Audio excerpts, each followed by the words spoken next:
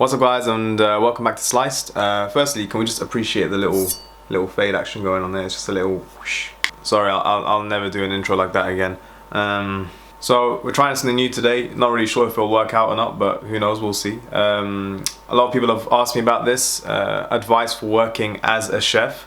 So I'm currently in culinary school. I'm in my final year, and I've worked in a professional kitchen for 1 year. So I mean, clearly that gives me like ultimate bragging rights to give you advice on how to be a chef. Now, but in all seriousness, the advice I'm going to give you today is basically for anyone that's considering working in a kitchen for the first time. Obviously, if you're a professional chef, it probably won't apply to you. But if you are interested in working in a kitchen or have wanted to work in a kitchen for a while and you want to see what it's like, then here's a few sort of words of advice or tips, if you will, that might help you sort of make your journey as a chef a little bit easier to start with.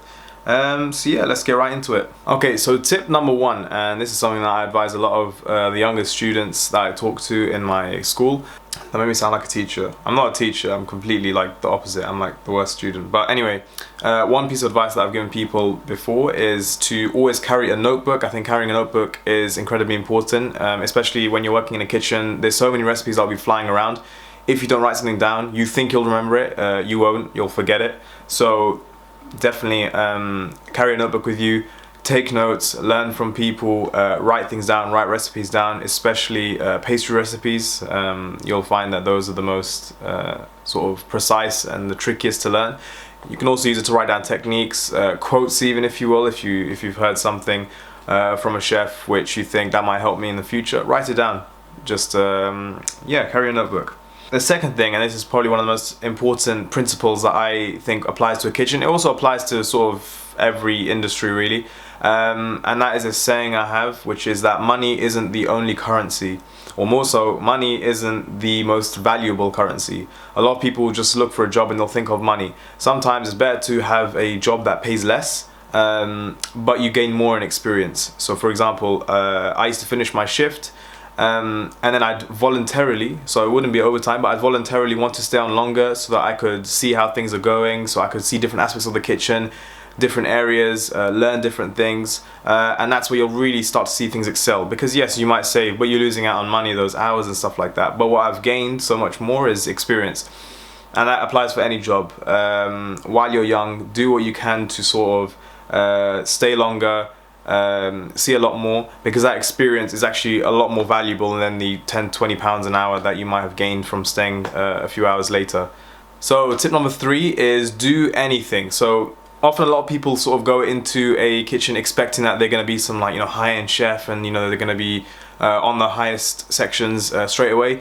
Not necessarily the case, but even still, regardless of what section you're on, be willing to do anything, whether it's a kitchen porter's sick one day and you need to wash some dishes, whether you need to sweep the floor, like just be willing to do anything. At the end of the day, at the end of a long day cleaning, helping everyone clean, don't just go in with the mentality that you're there to cook. You're there as part of a team, and that's, I think, the most important thing, is be willing to do anything, to listen to your senior chefs as well, having that respect for them, and anything they say, even if it's something small, even if it's something not related to the kitchen, just do it, just help them. I mean, so long as they don't ask you to do anything illegal, which, yeah, don't do that. But linking to that, the next tip would be, in my opinion anyway, and in most people's opinion, again, I think this links a lot to a lot of industries, but it especially links to the sort of culinary industry as well, and that is that willingness is greater than skill.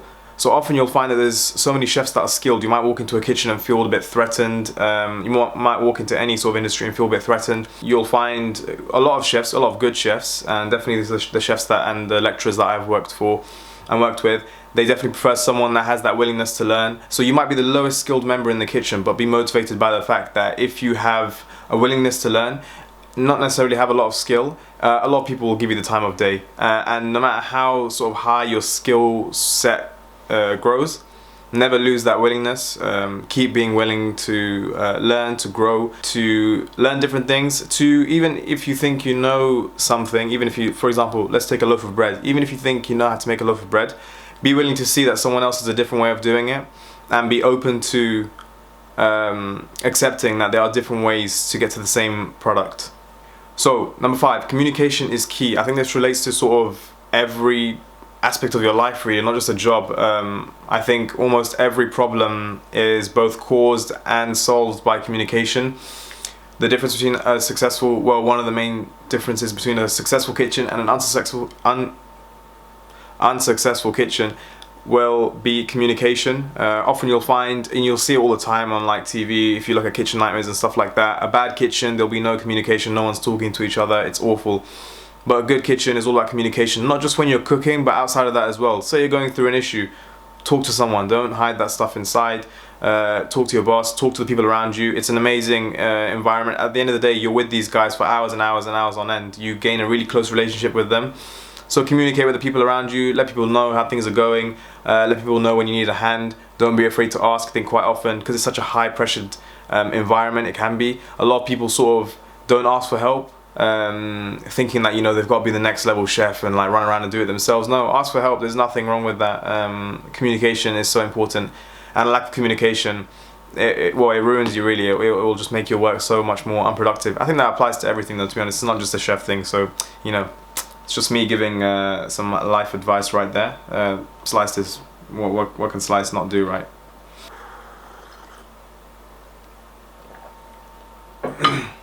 So number 6 is a sort of phrase that I've coined. It works well in the kitchen, but it also just works well generally anywhere else. Like today, every day will be over. So often I think sometimes when it's quite a difficult day, and I haven't really had many difficult days, so you know, it's like I said, I'm quite sort of young to it, so I haven't really experienced any truly bad days.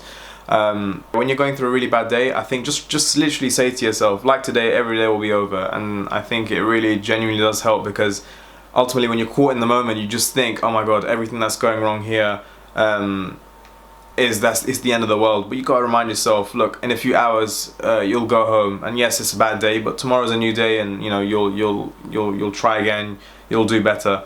So don't get too sort of bogged down in the moment and worried that, you know, because you've had one bad day or because you've had one bad moment, that it's just the end of the world. No, at the end of the day, it's, you know, the day's gonna finish and the next day comes. That's an amazing thing about being in a kitchen. Like, you can have an awful day, the next day you come in, good morning, good afternoon to everyone, and you start a new day. And that's I think the brilliant thing about working in a kitchen.